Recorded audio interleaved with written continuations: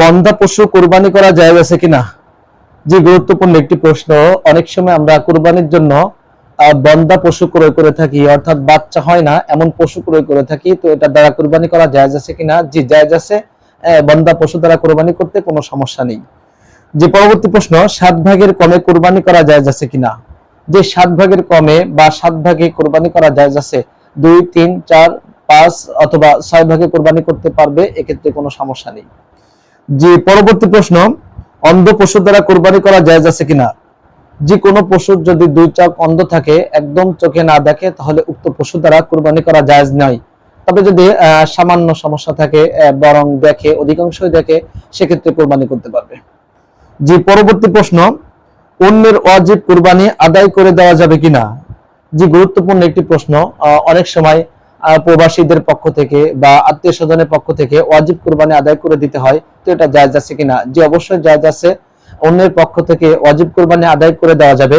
তবে শর্ত হলো, অবশ্যই যার পক্ষ থেকে ওয়াজিব কুরবানি আদায় করা হবে তাকে অবগত করতে হবে, সে জানতে হবে যে আমার পক্ষ থেকে অমুক ওয়াজিব কুরবানি আদায় করে দিচ্ছেন।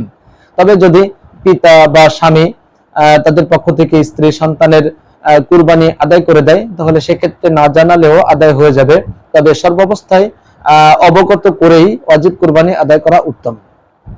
যে পরবর্তী প্রশ্ন, পাগলা পশু কুরবানি করা জায়েজ আছে কিনা?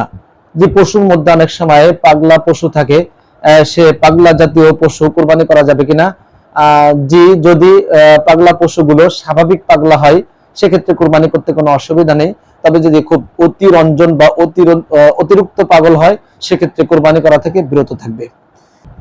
যে পরবর্তী প্রশ্ন, আমরা নবীজির নামে কুরবানি দিতে পারবো কিনা?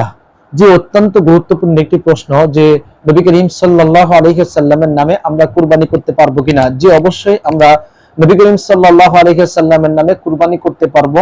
আরো বরং এটা অত্যন্ত সৌভাগ্যের ব্যাপার। রাসূল করিম সাল্লাল্লাহু আলাইহি ওয়াসাল্লাম হযরত আলী রাদিয়াল্লাহু তাআলা আনহুকে কুরবানির জন্য ওসিয়ত করেছিলেন। আর এজন্য হযরত আলী রাদিয়াল্লাহু তাআলা আনহু নিজের কুরবানির সাথে সাথে রাসূল করিম সাল্লাল্লাহু আলাইহি ওয়াসাল্লামের জন্য কুরবানি করতেন।